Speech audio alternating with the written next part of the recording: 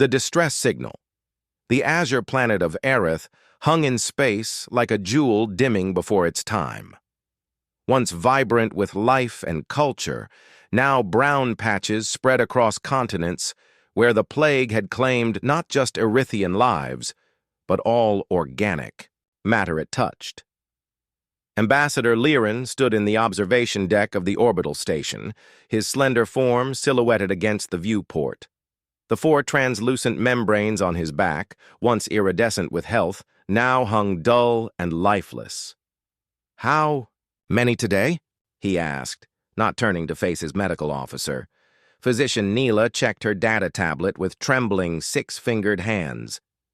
"Another 12,000 confirmed dead. The northern archipelago is experiencing the worst outbreak. The pathogen is spreading faster than our projections indicated." Liren closed his large amber eyes, absorbing the news. 12,000 more of his people gone. In just 4 months, they had lost nearly a third of their population. Their finest scientists were overwhelmed or already dead. Their medical technology, once the envy of neighboring systems, proved utterly ineffective against this mysterious plague. "Ambassador," called Kell, the communications specialist, from across the command center. "The Council has approved your request. We can send the distress signal." Liren turned, facing the small crew.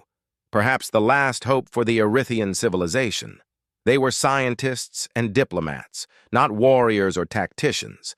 The Erithians had always valued knowledge, art, and healing above all else, investing nothing in weapons or defense. "Send it!" Liren ordered, his melodic voice steady despite his dread. "Send it to every corner of the galaxy."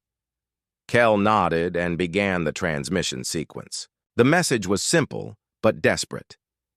"To all spacefaring civilizations, this is Ambassador Liren of Aerith. Our world faces extinction from an unknown pathogen. We request urgent medical assistance. We offer knowledge and resources in exchange for aid. Please help us." "How far will the signal reach?" asked Neela, her voice barely above a whisper. "Beyond our known trade partners," said Kell. "To systems we have never contacted, including the restricted zones." Liren understood immediately what that meant. Beyond their familiar trading routes lay star systems marked in the old galactic registry with warnings. Worlds where life had evolved under harsh conditions, producing species known for their strength, aggression, and resilience. "Deathworlders," Neela whispered, the word carrying both fear and fascination. "Yes," Kell confirmed. "The signal will reach the edges of human space." The word human sent a ripple of unease through the command center. Stories about humans were troubling and contradictory. They were newcomers to galactic society, having achieved faster-than-light travel only 70 years ago. Their entry had been controversial. A miscommunication with the Axelon Confederation had led to a brief but decisive conflict that the humans had won against all odds. "We need help," Liren said simply. "Any help. If the Deathworlders respond, we will deal with that when it happens." The signal began its journey through space, racing outward at light speed, bouncing through the ancient relay network that connected distant parts of the galaxy. It passed inhabited worlds and dead ones, crossed vast empty regions and dense star clusters. Days passed. The situation on Aerith deteriorated rapidly. Liren barely slept, and when he did, nightmares of his dying world haunted him. On the 7th day after sending the signal, Kell called Liren to the communications center, excitement in his voice for the first time in weeks. "We have a response, Ambassador." Liren rushed to the station. "From whom? The Axelon? The Mithran Alliance?" "No," said Kell, his voice dropping lower. "From Earth. The humans." The message was direct and formal. "Erithian vessel. This is Fleet. Commander Natalia Reeves of the United Earth Defense Force. We have received your distress call and are dispatching assistance. Expect arrival in 5 standard days. Coordinates for rendezvous attached. Reeves out." They responded, Neela said, disbelief in her voice. "The humans are coming here." Did they specify what kind of help they're sending? Liren asked. Kel checked the transmission again. No details, just that they're sending assistance. In the vast darkness of space, far from Aerith, the message had indeed reached Earth. In the massive orbital headquarters of the United Earth, Defense Command, Fleet Commander Natalia Reeves studied the Earthian distress call carefully. Reeves was tall with copper skin, short black hair streaked with silver, and eyes hardened by decades of military service. Earth's first encounters with alien life had taught humans harsh lessons about trust and preparedness. "What do we know about these Earthians?" she asked the room of intelligence officers and xenobiologists. "Peaceful species," said Lieutenant Kareem, bringing up holographic images. "Advanced medical technology, minimal military capability, no previous contact with humans. They're mentioned in the galactic records we've acquired as accomplished healers and biologists."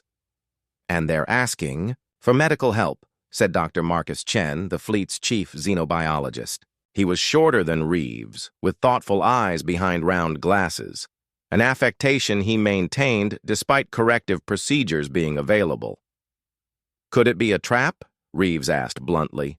15 years ago, humans had responded to what they thought was a distress call, only to be ambushed by raiders looking to steal Earth technology. "Possible, but unlikely," said Kareem. "Intelligence suggests the Earthians have no history of deception or aggression.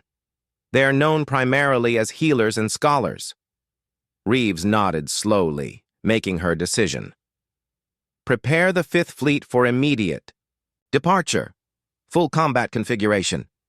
The room fell silent. Kareem spoke first. "Commander, with respect, they're asking for medical teams, not military support." "And they'll get medical support," Reeves said firmly. "Dr. Chen, assemble your best team and all the supplies you can gather." She turned back to Kareem. "But they'll have the protection of the Fifth Fleet while they work. If this is genuine, these people are facing extinction," she continued. "If it's not genuine," her voice trailed off meaningfully.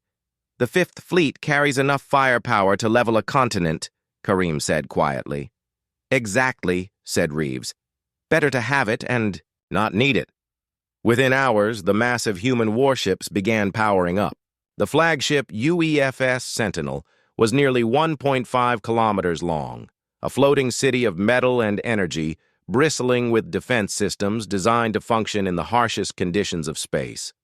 Alongside it, 8 other warships and their support vessels prepared for the journey. On Aerith, Ambassador Liren looked at the night sky with cautious hope. Help was coming. He didn't know what form it would take, but anything was better than watching his world die. He couldn't have known that the humans were bringing not just medicine, but a fleet of warships that could reduce planets to ash. The Deathworlders were coming, and they were coming prepared for war. 5 days later, the Earthian detection systems chimed with an urgent alert.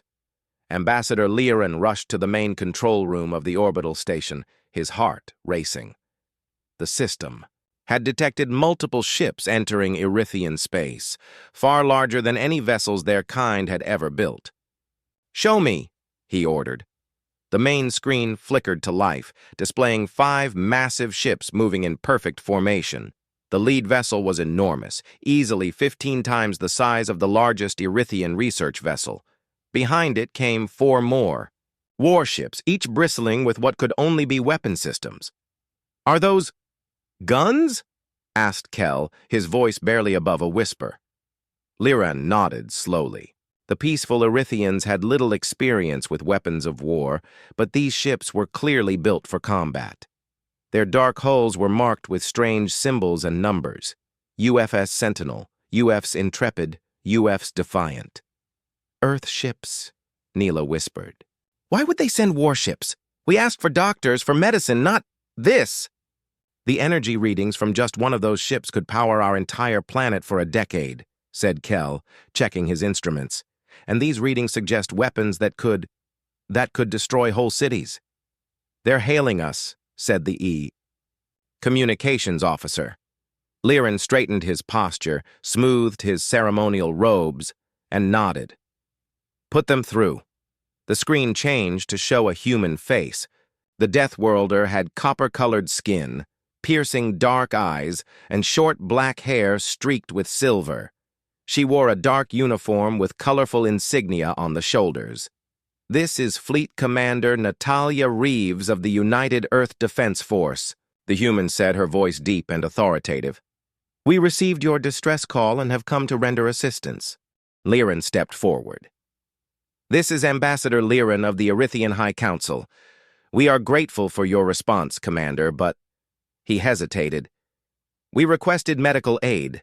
Your ships appear to be military vessels." Reeves's expression didn't change. "Standard procedure for first contact situations, especially in potentially hostile environments. We've brought a full medical team and supplies, but they come with protection." The commander's words were polite, but Liren felt a chill. The humans had come prepared for trouble, as if they expected a trap. "We will send a shuttle to your station within the hour," Reeves continued. "Please prepare for our arrival." The transmission ended, leaving the Erythian bridge crew in stunned silence. "They think we might hurt them," Neela said finally. "That's why they brought warships." "Or they plan to hurt us," whispered Kell. Liren shook his head. "They answered our call when no one else did. We must trust them, at least until they give us reason not to. Prepare the docking bay for their shuttle and assemble a proper greeting party." The human shuttle arrived precisely when promised. It was a sleek, dark craft that looked fast and dangerous even without obvious weapons. When the doors opened, Liren and his greeting party found themselves facing humans in armored suits. 4 humans in black body armor stepped out first, each carrying what were clearly weapons. They moved with practiced precision, securing the area before nodding to someone still inside the shuttle. Then came Commander Reeves, walking with confident steps. Beside her walked a shorter human with thoughtful eyes behind round glasses.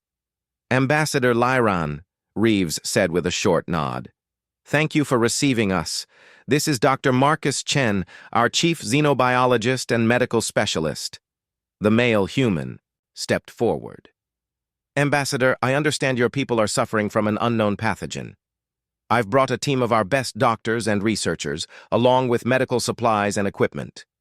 Liren noticed that while Dr. Chen's words were kind, his eyes never stopped moving, analyzing everything around him. These humans were always alert, always watching for danger. "Thank you, Doctor," Liren said with a small bow. "Our medical facilities are at your disposal. But I must ask," he glanced at the armed humans, "about your security detail?" Reeves's expression hardened slightly. "Non-negotiable, I'm afraid. My people don't go anywhere without protection, especially in unknown territory. We've had unfortunate first contact experiences in the past." The way she said it made Liren wonder what had happened to make these humans so cautious, so ready for violence. "I understand," Liren said, though he didn't. "Please follow me. I'll show you to our medical center and brief you on the situation." As they walked through the corridors of the station, Liren noticed how differently the humans moved compared to his people. Where the Erythians were graceful and light, the humans were solid and purposeful. Even the smallest of them looked stronger than the largest Erythian. Their bodies seemed dense, built for a world with stronger gravity. In the medical center, Dr. Chen immediately went to work. He examined the data from Erythian doctors, then asked to see patients. "Take me to the worst affected area," he requested. "I need to see the progression of the disease firsthand." Liren hesitated. "Doctor, the surface is dangerous now. The pathogen spreads through air, water, and touch. Many areas are quarantined." Dr. Chen smiled for the first time. "Ambassador, we come from Earth, what your people call a death world. Our bodies have evolved to fight diseases you can't imagine, and these," he tapped his suit, "are designed to protect us from biological threats far worse than what you're describing." Reeves nodded. Prepare your shuttle, Ambassador. We're going to the surface. As the shuttle descended toward Aerith's surface, Liren couldn't help but wonder. Had they made a terrible mistake in calling the Deathworlders? Or was this the salvation they so desperately needed? The revelation. The trip to the surface was tense. Through the shuttle windows, the humans could see the devastation that had befallen Aerith. Once beautiful cities with graceful spires now stood empty. Fields that should have been covered with the planet's signature purple vegetation lay brown and dead. Occasionally, they spotted groups of Erythians in protective gear collecting bodies. "How many have you lost?" Reeves asked quietly. "Nearly 30% of our population already," Liren answered, his voice hollow. "It started 4 months ago in the coastal regions. By the time we identified it as a new pathogen, it had already spread to other continents. Our medicine was useless against it." The shuttle landed near a large medical facility that had been converted into a treatment center. Inside, hundreds of sick Erythians lay on beds, their normally iridescent membranes dull and covered with dark splotches, the final stage of the disease. Dr. Chen moved efficiently through the ward, examining patients, taking samples, and dictating notes to his team. Reeves watched silently, her face grim but composed. After several hours, Chen approached Liren and Reeves, his expression serious. "This isn't a natural disease," he said flatly. "This pathogen has been engineered." "Engineered?" Liren repeated, shocked. "You mean created deliberately?" Chen nodded. "It's been specifically designed to attack Erythian biology. It has markers I've seen in bioweapons before." He looked at Reeves. "Someone did this to them intentionally." Reeves's face darkened with anger. "Someone attacked your people with a biological weapon, Ambassador. This wasn't a natural disaster. It was an act of war." Liren felt his legs weaken. "War? But who would do such a thing? The Erythians are peaceful traders and healers." "Someone who wanted your world," Reeves said grimly. "Someone who found it easier to kill your people than to fight them." She turned to Chen. "Can you stop it?" The doctor nodded slowly. "I think so. The design is sophisticated, but not beyond our understanding.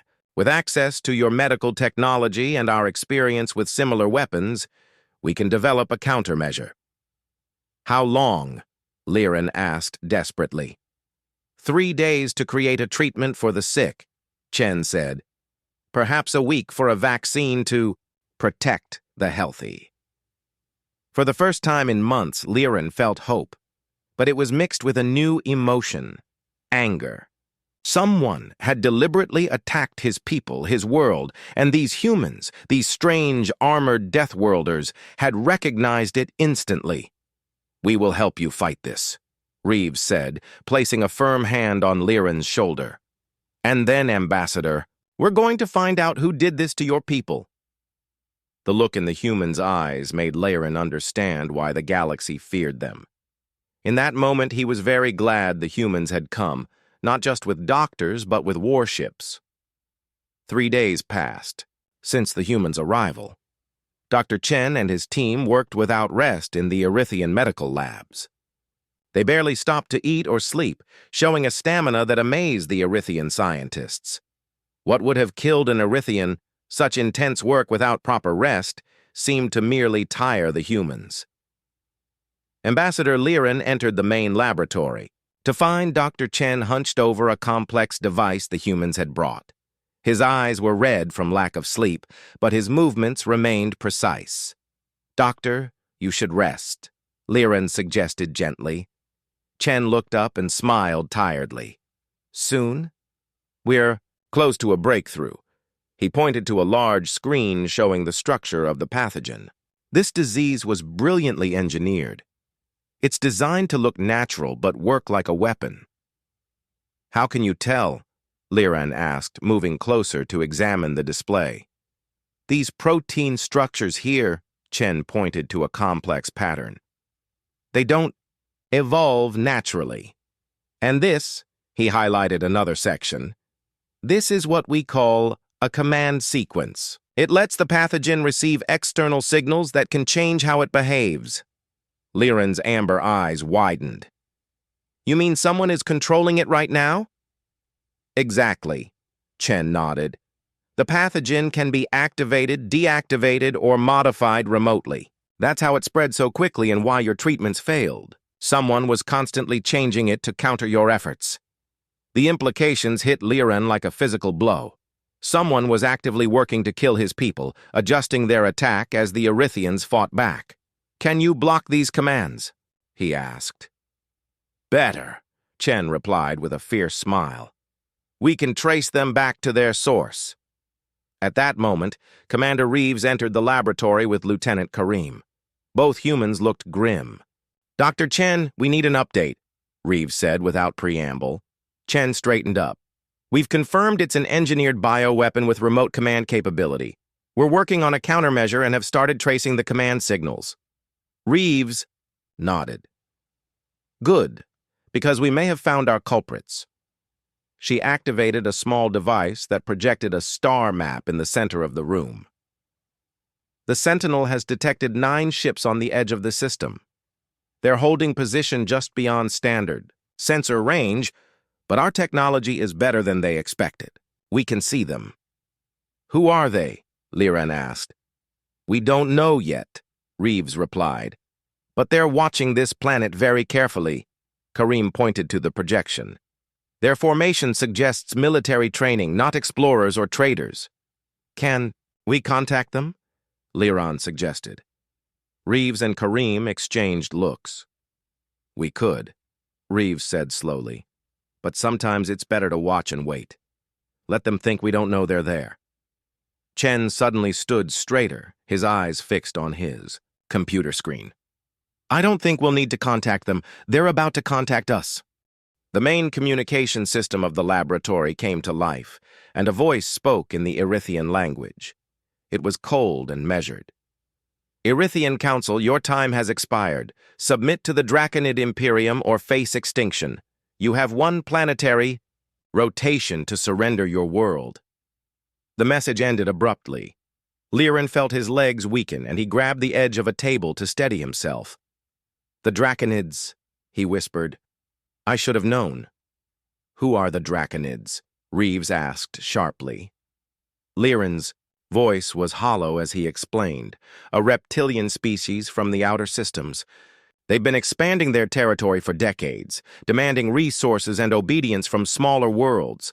They approached us 2 years ago, demanding mining rights to our rare minerals and tributes of biological samples. And you refused? Reeves guessed. Liren nodded. We believed in diplomacy. We thought we could negotiate. When talks failed, they left without threats. We thought the matter was settled.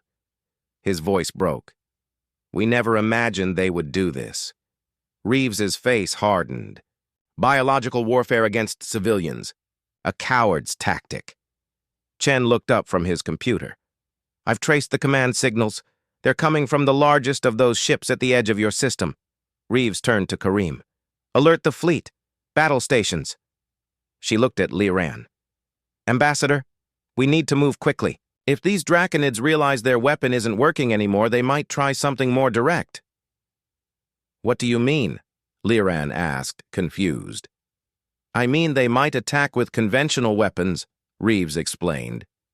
Those ships out there aren't. Just observing. They're waiting to see if their bioweapon finishes the job. If it doesn't, they'll likely move to Plan B. Liren struggled to understand. His people had never faced war, had no concept of military strategy. What can we do? We have no weapons, no defenses. Reeves placed a firm hand on Liren's shoulder. You have us. On the bridge of the UEFS Sentinel, Reeves studied the tactical display showing the positions of the human fleet and the approaching Draconid ships. The 9 alien vessels had begun moving toward Aerith, clearly unaware that Earth's 5th Fleet was now positioned between them and their target. All ships reporting ready, Commander, Kareem announced. Weapons hot, shields at maximum. Reeves nodded. Open a channel to the lead Draconid vessel. The main screen flickered to life, showing a reptilian alien with copper-colored scales and vertical pupils. The Draconid commander looked shocked to see humans instead of frightened Erythians. "This is Fleet Commander Natalia Reeves of the United Earth Defense Force," Reeves said calmly. "The Erythian people are now under our protection. Your bioweapon has been neutralized, and Dr. Chen is developing a cure as we speak." The Draconid commander hissed, surprise turning to anger. "Humans, this matter does not concern you. The Erythians defied the Imperium. Their punishment is just and lawful under Draconid doctrine. Genocide is neither just nor lawful by human standards," Reeves replied, her voice cold. "Withdraw your ships immediately or face the consequences." The Draconid commander's scales darkened with rage. "You would challenge the Imperium for these weaklings? They are nothing, a species of healers and philosophers with no value to the greater galaxy." From his position beside Reeves, Liren watched in stunned silence. He had never heard his people described with such contempt, as if their peaceful nature made them worthless. Reeves's expression didn't change, but her voice grew harder. "Those weaklings created medicines that have saved billions of lives across dozens of worlds. They've spent generations building rather than destroying. In our view, that makes them worth protecting," the Draconid commander hissed again. "Your view means nothing. Human involvement is unwelcome and will be met with force. This is your only warning." The transmission cut off abruptly. "They're powering weapons," Kareem reported. Reeves nodded as if she had expected nothing less. "So be it." She pressed a button on her command chair. "All ships, initiate Combat Protocol Sigma. Defensive positions around Aerith. Protect the planet. At all costs." Liren watched as the human ships moved with surprising speed and precision for their size. They formed a perfect barrier between the approaching Draconid fleet and Aerith. "You're going to fight them?" Liren asked, his voice barely above a whisper. Reeves looked at him with surprise. "Of course we are. That's why we brought a fleet, Ambassador." "But why?" Liren pressed. "Why risk your people for mine? We have nothing to offer you that equals such a sacrifice." Reeves was quiet for a moment, then she said simply, "Because it's the right thing to do." The Draconid ships continued their approach, weapons fully charged. On the Sentinel's bridge, humans moved with practiced efficiency, preparing for battle without panic or fear. They had done this before, Liren realized. Many times before. "All personnel to battle stations," Reeves ordered calmly. "Prepare to engage the enemy." Looking at the determined faces of the humans around him, Liren finally understood why the galaxy feared these Deathworlders. It wasn't just their strength or their weapons, it was their willingness to fight when they believed they were right. The 9 Draconid ships approached in tight formation, their vessels sleek and predatory, designed to intimidate with sharp angles, and weapon ports that glowed with energy. They had conquered dozens of smaller worlds using these tactics. First weaken with disease, then arrive with overwhelming force to claim the dying world. But today, they faced something new. The response. The Fifth Fleet of Earth hung in space between the Draconids and their intended prey. The human ships were different, blocky and practical, built for function rather than fear. Their hulls bore the scars of previous battles, patches, and repairs telling a story of survived conflicts. On the bridge of the UEFS Sentinel, Commander Reeves stood calmly, hands clasped behind her back. Ambassador Liren watched in silent awe as the human commander studied the tactical displays without. A hint of fear. "They're powering up their main weapons," Lieutenant Kareem reported. "Targeting systems active." Reeves nodded as if expected. "Defensive positions, all ships. Let them fire first." "Commander," Liren said hesitantly, "there are 9 of their ships." Reeves glanced at him. "And 5 of ours. More importantly, they've never fought humans before." A small, cold smile touched her lips. They don't know what they're facing, the Draconid commander's voice boomed through the communication system once more.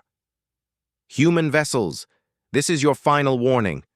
The punishment of the Erythians is sanctioned by the Draconid Imperium. Interference will be considered an act of war.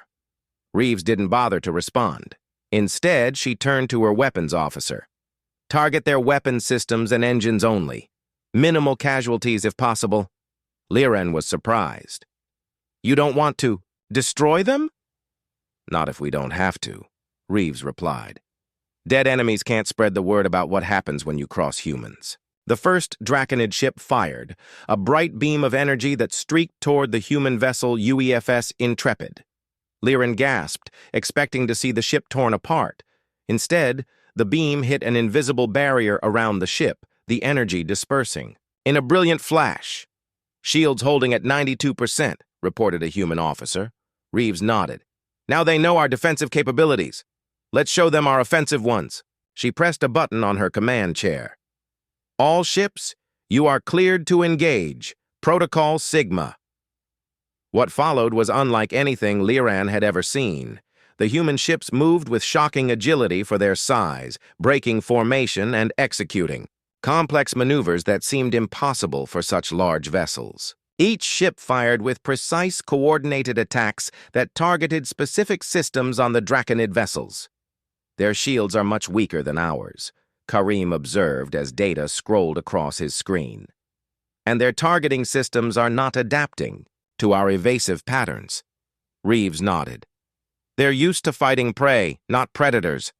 On the main viewing screen, Liren watched as the human ships executed their attack pattern. Two smaller human vessels flanked each Draconid ship, firing at precise angles to weaken shields before a larger vessel delivered a more powerful blow. The strategy was clearly practiced and refined through real combat experience. Within minutes, the first Draconid ship lost power to its weapons. Soon after, a second Draconid vessel spun out of control, its engines damaged beyond repair. The remaining 7 Draconid ships tried to regroup, adjusting their formation to protect each other. They're learning, Reeves commented, but too late. She tapped a series of commands into her console. The human fleet shifted again, 3 ships breaking away to execute a flanking maneuver that caught the Draconid formation from behind. Liren could hardly believe what he was seeing. The Draconids were known throughout this sector as fearsome warriors, their military might unquestioned, yet the humans were systematically dismantling their fleet with practiced efficiency. Commander, Karim called out. The Draconid command ship is targeting the planet directly. They're preparing to fire on the surface. Reeves's expression hardened. Target their main weapon array. Full power. The Sentinel's weapons officer nodded, fingers flying across his control panel. The massive human flagship turned, bringing its largest weapons to bear on the Draconid command ship. Fire, Reeves ordered. The Sentinel unleashed a barrage of energy, so intense that Liren had to shield his eyes. The beam cut through space and struck the Draconid vessel's forward section. The enemy ship's shields flared brilliantly for a moment before collapsing entirely. The beam continued through, cutting deep into the ship's hull. Secondary explosions rippled along the Draconid command ship as internal systems failed. Its lights flickered and died, weapons powering down as emergency systems engaged. Direct hit, the weapons officer reported. Their main weapons are offline. Life support systems remain functional. Reeves nodded with satisfaction. Good. We want survivors to tell the tale. Across the battlefield, the remaining Draconid ships were in disarray. 3 more had been disabled by the other human vessels, their engines and weapons destroyed. The final 3 operational Draconid ships were now attempting to retreat, turning away from Aerith. Should we pursue? Karim asked. Reeves considered for a moment. No, let them go. They'll carry the message back to their leaders. She turned to communications. Open a channel to all remaining Draconid vessels. When the connection was established, Reeves spoke clearly and firmly. This is Commander Reeves. Your fleet is defeated. Your command ship is disabled. You have 2 options. Surrender now and Face judgment for your attempted genocide, or retreat and inform your Imperium that the Erythians are under human protection. Any future aggression against them will be met with the full force of the Earth Defense Fleet." There was a long silence before a response came. The Draconid commander's image appeared on screen, his scaled face now showing an emotion Liren hadn't seen before. Fear. "We will withdraw," the Draconid commander said, his voice lacking its earlier confidence. "But the Imperium will not forget this interference, human." "Good," Reeves replied. "Neither will we, and neither will any other species who hears what happened here today." Her voice grew harder. "Spread the word, Commander. Earth protects its allies, and we do not tolerate genocide, attempted or otherwise." The transmission ended. On the tactical display, the remaining functional Draconid ships accelerated away from Aerith, heading toward the edge of the system. "They're retreating," Kareem confirmed. "All 6 surviving vessels." A cheer went up from the human crew. Some clapped, each other on the shoulders, while others simply smiled with quiet satisfaction. Liren was amazed at how quickly they shifted from intense focus to celebration. "Is it over?" Liren asked hesitantly. Reeves nodded. "This battle is. The Draconids will think twice before attacking again, especially once word spreads about what happened here." She turned to face Liran fully. "This is how peace is maintained, Ambassador. Not just through diplomacy, but through the willingness to defend that peace with force when necessary." Liren looked out at the stars visible through the viewing port. His world was safe, at least for now. The Draconid ships were retreating, their plans for conquest thwarted by these strange, powerful Deathworlders who had answered a simple call for help with a fleet of warships. "Thank you," Liren said simply, his amber eyes meeting Reeves's. "The Erythians will not forget what humans did for us today." Reeves smiled, a genuine smile this time, not the cold one she had shown before battle. "That's all we ask, Ambassador. That, and perhaps a little correction to those Galactic Registry entries that call us dangerous." "Dangerous to enemies," Liren replied, "but protective of friends. I think both deserve mention." Around them, the human crew continued their work, already beginning repairs and preparing to assist the disabled Draconid vessels with emergency medical aid for the injured. Even in victory, Liran noted, the humans maintained their discipline and humanity. These Deathworlders were indeed dangerous, but they were dangerous for the right reasons. 2 weeks after the battle, the Erythian world began to heal. In medical centers across the planet, Dr. Chen's cure was working. The sick recovered, their iridescent membranes returning to their healthy glow. The death count had stopped rising.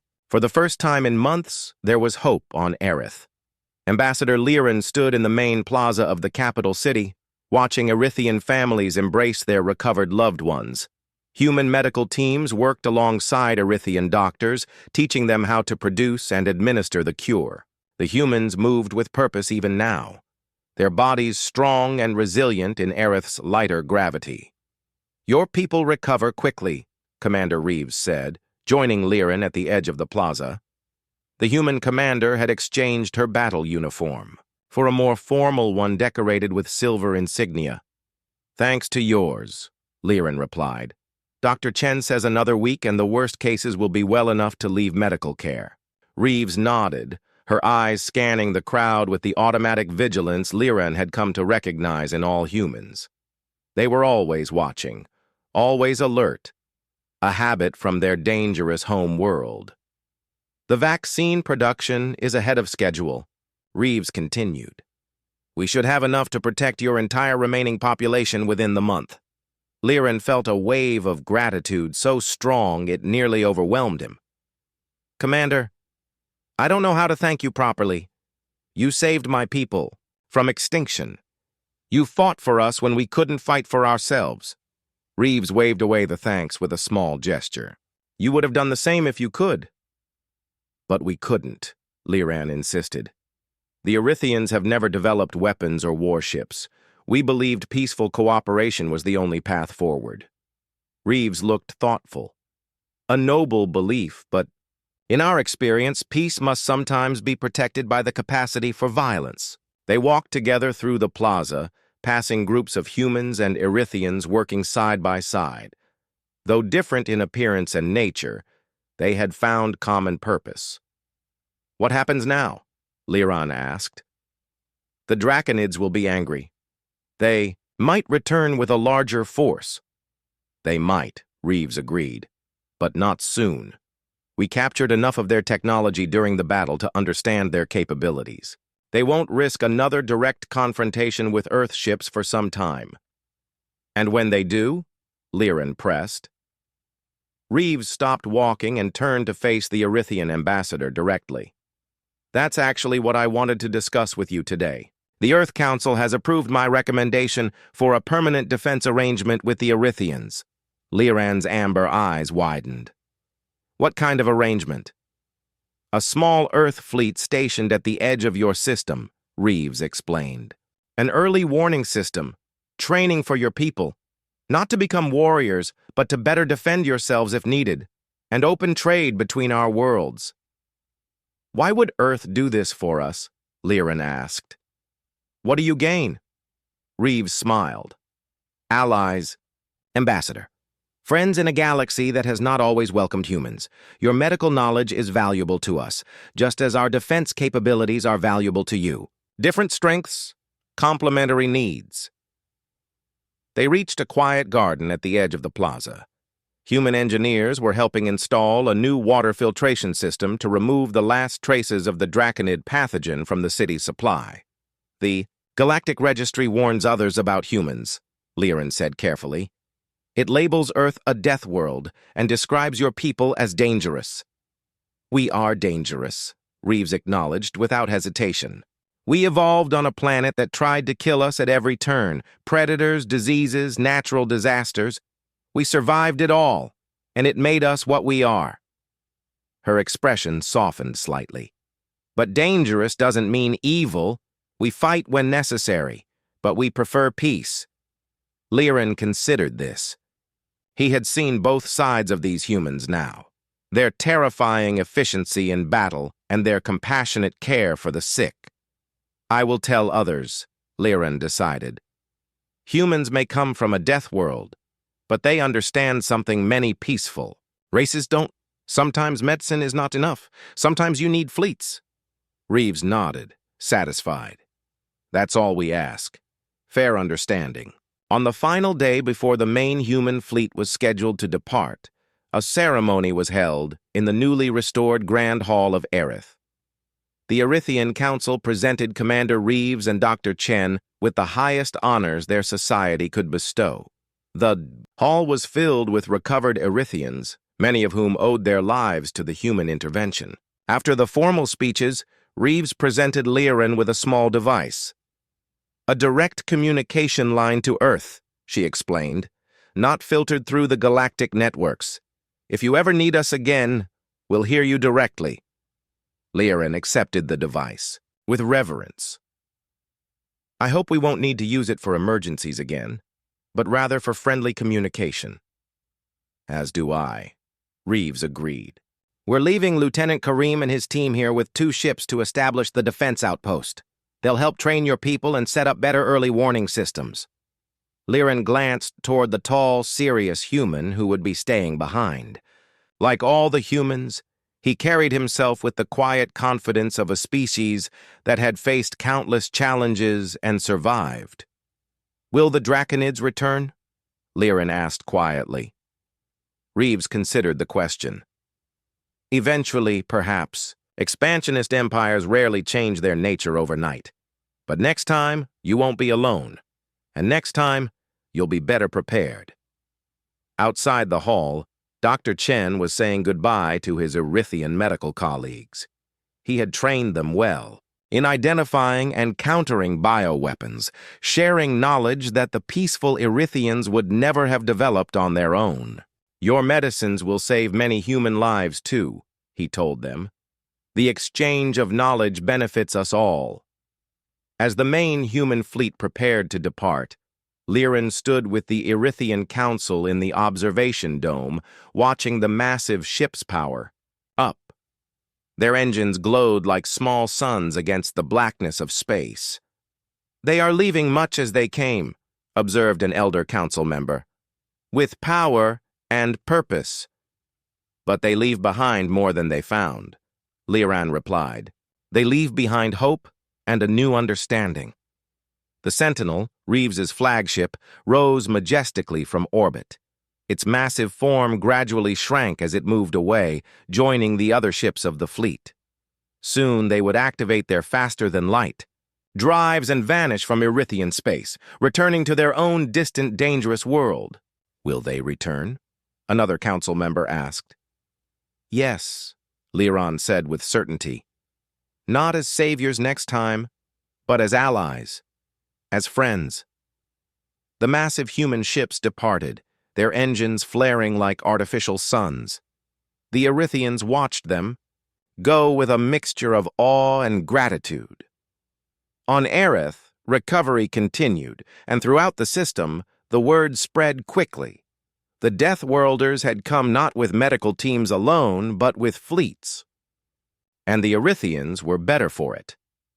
In the Garden of Remembrance, planted to honor those lost to the Draconid attack, Liran placed a small earth plant that Dr. Chen had given him.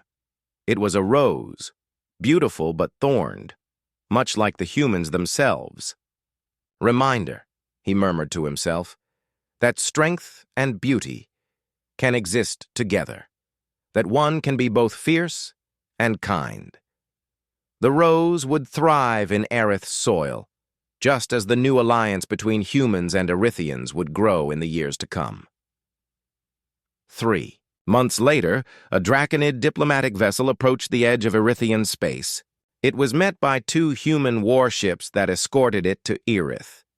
Inside the newly constructed Peace Hall, Ambassador Liran sat beside Lieutenant Karim as they received the Draconid envoy. The reptilian diplomat bowed deeply, something no Erythian had ever witnessed before. "The Imperium wishes to extend formal apologies for the regrettable actions taken against your world," the Draconid said, carefully avoiding any direct mention of the bioweapon. "We wish to establish proper diplomatic relations and discuss fair trade agreements." Liran exchanged a glance with Karim. The human's slight smile told him everything he needed to know. "The Erythian Council welcomes peaceful dialogue," Liran replied smoothly. "However, any agreements must be approved by both our council and our human allies." The Draconid envoy's scales paled slightly at the word allies, but he nodded in acceptance. Later, as they walked through the rebuilt city center, Karim chuckled softly. "Word travels fast in the galaxy. 3 other aggressive, expansion-minded species have also requested diplomatic meetings in the past week." "They fear humans?" Liran asked. "They respect strength," Karim corrected. "And they're learning that humans value one thing above all else." "What's that?" "Friends," Karim said, simply. "In our dangerous universe, nothing matters more." That evening, Liran sent a message through the special communication device Reeves had given him. It was brief but heartfelt. "Commander, today the Draconids came to apologize. Your strategy worked. The Deathworlders are becoming peacekeepers." The Mia response came within the hour. "Excellent news, Ambassador. That's the true power of strength. When you have enough of it, you rarely need to use it. Peace through preparedness. Looking forward to visiting your world again soon. The Rose Garden must be beautiful by now." "Reeves." Liran smiled as he looked out at the night sky. The stars no longer seemed cold and distant. Somewhere out there, on a planet much harsher than his own, lived allies who would cross the void to help those in need. The galaxy had always warned of the Deathworlders. What they failed to mention was that sometimes, when extinction looms, a Deathworlder is exactly what you need.